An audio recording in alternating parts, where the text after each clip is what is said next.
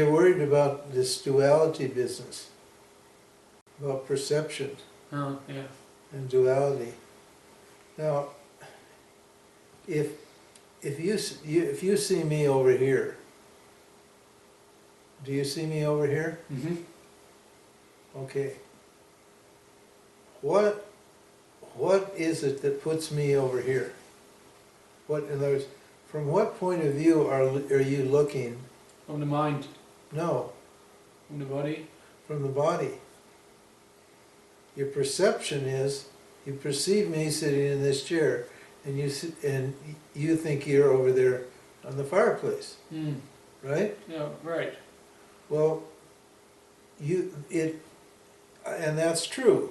If you are the body, if you're looking through these eyes and you see this body, then it's true, that I'm over here and you're over there. Mm. Okay, now, but how are we going to get out of that perspective? How are we going to negate that duality? That's duality. Right. Huh? How are we going to negate that duality? Well, I'm going to ask you this question. Do you see your body? If I look at it, No. How do you see your body? You can't see your body, can you? no, I can only see parts of it. Yeah, you don't see part. But how do you know your body? See, you know that I'm over here. Let's change the word from see to know. You know that I'm over here because you're trusting your sense, what your senses are telling you. Mm. Oh, but the senses depend on awareness. Yes. Now, and the senses are in the body, right? Yeah. That's why it looks like I'm over here. You come down from awareness and you look through your eyes and you see me over here, Mm. right? And so because you see me, you know me, right? Seeing and knowing are the same. The sight produces the knowledge that I'm over here. Now how do we get out of that duality? Well, I ask you this. Is your body you?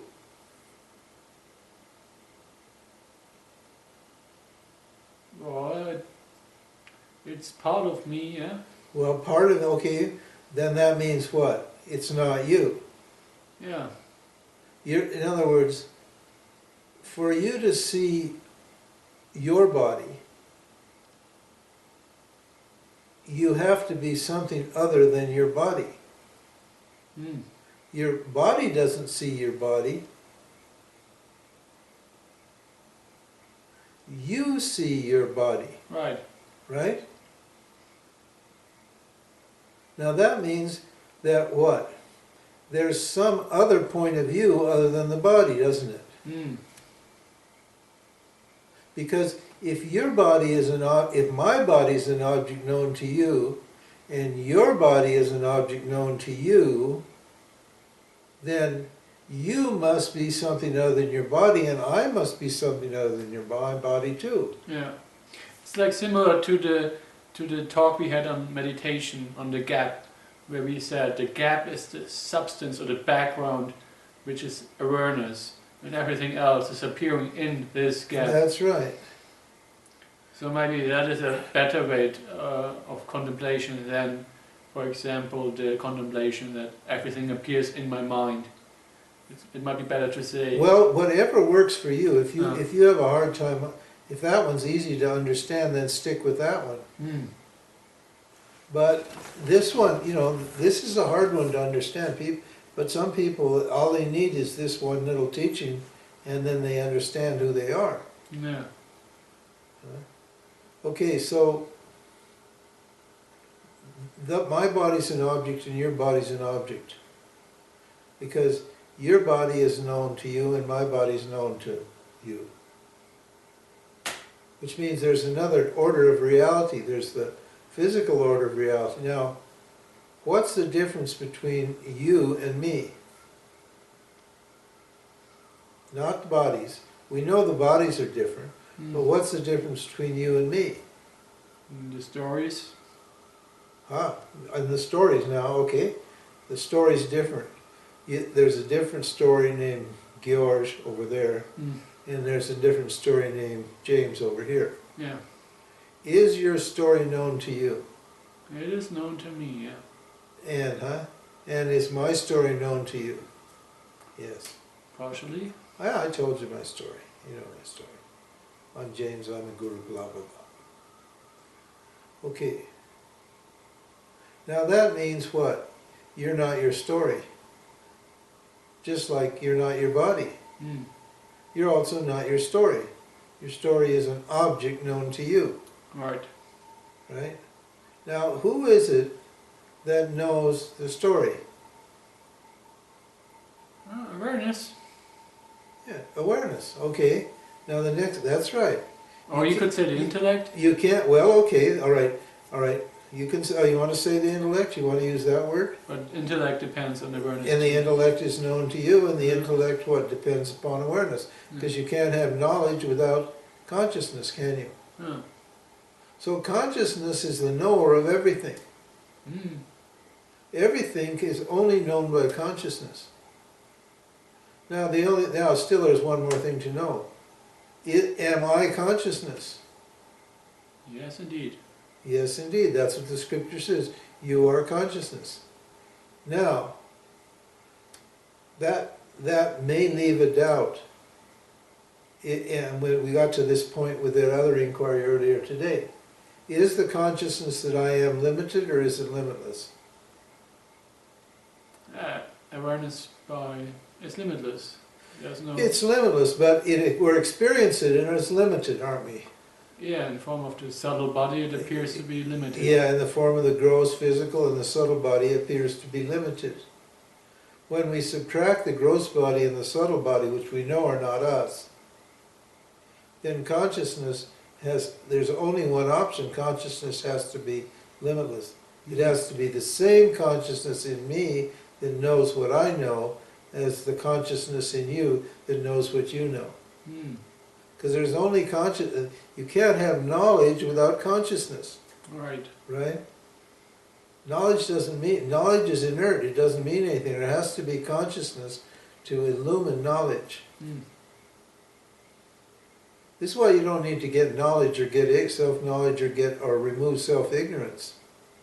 You actually don't even have to do that.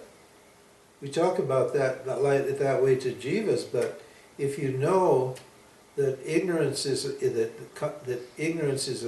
object, and that knowledge is an object to consciousness, and you know that you are consciousness, then who cares if you're ignorant or not? Yeah, it's like a short route. Yeah. This is a direct path. Yeah. It's direct because we're not telling you to do a whole lot of things to get to consciousness. We are telling you to think using the logic of the scripture. We're telling you to think differently, and you'll see that you are consciousness right now. Yeah. So that's what we mean by direct path. It's that you go directly to what you are. You don't do a bunch of actions to get the experience of consciousness. Because you're always only experiencing consciousness because you're only consciousness. Yeah. Oh, that's great. It's a simple logic, but you see, because of all these ideas you have in your mind, Yeah, it's just confusing. it's just confusing. It's terribly confusing. Yeah. And there's so much hindrances by the ego trying to come up with. Yeah, you're trying to imagine the objects as atoms or something, Yeah. or space or empty. Well, you had an experience where the whole world disappeared. Yeah, I've had that experience. That's called nirvikalpa samadhi. There's no world. The world, poof, goes. Now, that's very interesting. And most people think, well, maybe that's enlightenment. So I have to get rid of the world to get enlightened. But you don't. You just have to ask yourself, when there was no world, who was left over? Well, consciousness was left over. I didn't cease to exist. I didn't become unconscious when there was no world. I existed knowing the absence of the world. Yeah. That was your experience. If you thought about that at that time, then that would be moksha. And you realized, oh, I'm totally independent of the world. That's what moksha means. Moksha means you're free of the world. But the world is not free of you. The world is not free of you. In other words, without consciousness, there's no world. So if you take consciousness away from an object, there's no object.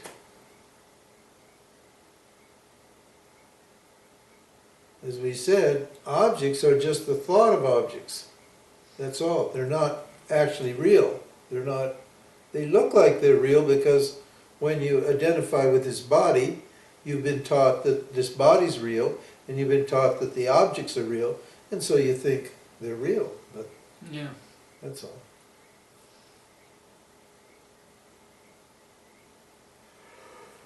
All right. Thank you, James. That's all right. Absolutely. We're getting there. Just takes time. Yeah. Once again. Once again, step, step, step, step, step. It's all, this teaching is extremely logical. But you have to understand that the only problem is ignorance. And we use the logic to remove the ignorance. You see? If you can follow the logic, then your ignorance will go. Yeah. And all these teachings just work on, huh? Now, when I teach it to you, it's easy.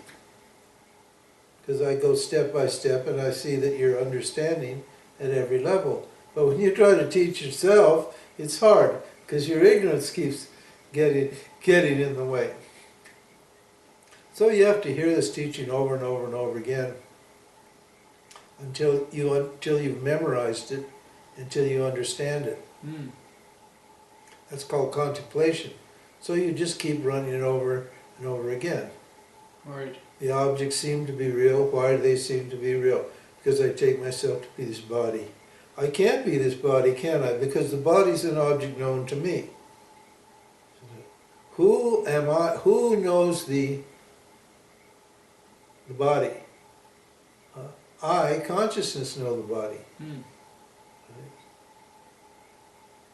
Can the body exist unless I know it exists? No. It doesn't exist for me unless I know it exists. Now, is this me, this consciousness, is this free of the body? Yes. Because when the body's gone, I'm still conscious. Like in deep sleep or in Nirvikalpa Samadhi. You've had Nirvikalpa Samadhi and you've had deep sleep. In deep sleep, the world disappears, doesn't it? Right. And your body disappears. And your mind disappears in deep sleep. But you don't disappear. You're there observing yourself, enjoying your bliss, peace. So there in deep sleep there's the self and the causal body. And the world is dormant, it's a seed. It's hidden. It's unmanifest. It's not, it doesn't intrude into consciousness. It's just potential. When the seed sprouts, the world appears, the mind wakes up simultaneous with the world. The mind and the world appear together. Or sometimes the mind appears and then the world slowly comes. But either way. And then what? Then you have these upadhis, with this body and mind, interfering with your experience of awareness. So you come in and you identify with the body and the mind, and you forget that you're awareness. But there's nothing you can do about any of this. It's ongoing all the time in everybody, Yeah. because Ishwar is doing it. All you can do is understand. So that's why we have these teachings, is just to, over and over and over again, think about it. You know, if one teaching works, that's good. But, I mean, the only reason I'm a good teacher is because I know all the teachings. Mm. I can see how they all work to do the same thing. So I can teach many people using different examples or whatever it is. But for moksha, all you need is to understand the truth of one teaching. And there's nothing more to it than identifying the I with consciousness rather than with the body and mind. So, are you suggesting to focus rather on one particular teaching instead of looking at many different ones? Well, no, not necessarily. I mean, it just, if something like this gap teaching that we had yesterday, Mm. that works for you. Mm. Well, what more do you need? Yeah. Huh? I have a friend who got moksha, a lovely woman, and only she just heard one teaching. She'd been in the spiritual world quite a while, and only one teaching. She heard one teaching, and it made such perfect sense to her that she didn't need any other teaching, Mm. and it set her free like almost instantly. Huh? Whenever her mind was, whenever her doubts would come back, she'd just use that one simple teaching, and it would remove her ignorance. And now her experience and knowledge of herself is constant. And the teaching was very simple. If it changes, it isn't you. You're what doesn't change. And everybody knows that part of themselves that doesn't change. Because that part of themselves is you, that's been with you forever. Mm. There's a part of you that changes, and there's a part of you that doesn't change. And she could easily identify that part of herself, and when she heard the teaching that anything that changes isn't herself, meaning her feelings and thoughts and perceptions, which all change, then she could immediately dismiss those as not self, and her mind goes right to who she is. And that is also what is called as the end of seeking, right? Yeah, To stop seeking for different methods yeah, and instead focus on one particular which does yeah. the And effect. people come and they hear one teaching and it doesn't work for them, so then they think, well, I got another teaching. Mm. I got to go seek again. Mm. But if you expose your mind, if you're qualified, and if you expose your mind to Vedanta, you stop seeking. Mm. Most of the thousands, or I don't know how many people are in this satsang, I don't know, but most of these people are not seeking. Mm. They're done seeking. They know who they are. Mm. But they're doing sadhana, they're doing nididhyasana to what? Just to clean up their mind. Yeah. So, so they're just applying the knowledge that I'm awareness and that I'm not the body-mind to everyday life situations. Mm. And it works. Whereas if teachers don't have a proper teaching like Vedanta, then you're bound to keep seeking. Mm. That's why people in the world, they keep hopping from one teacher to the next, unless they're not there for moksha. Mm. A lot of people go to teachers for other reasons. They're psychological reasons. Well, they just enjoy it. Yeah, they just enjoy it. It's a nice scene. They meet nice people. It makes them feel good when they get together and have their satsang. They're looking for love, that's all. And some teachings can also give different revelations, maybe. Seeing it from a different angle. Yeah.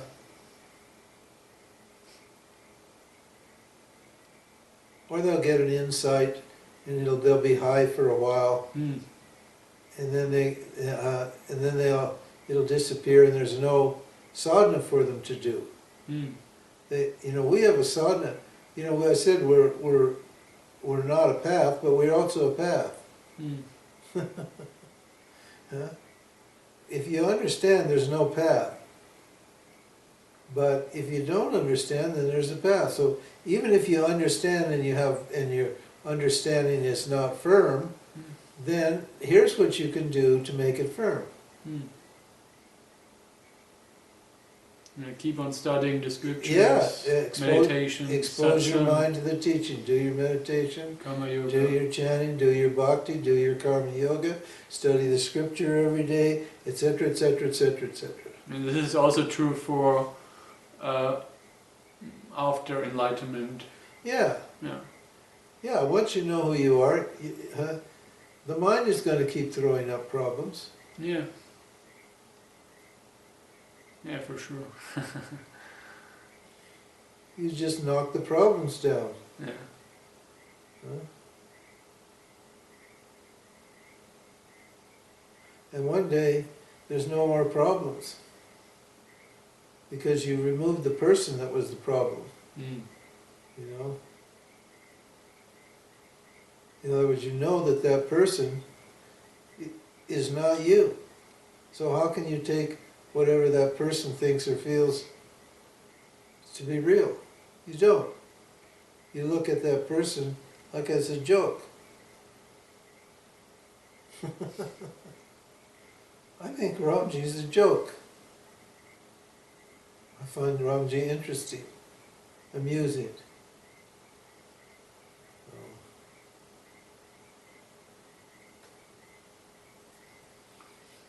Nice.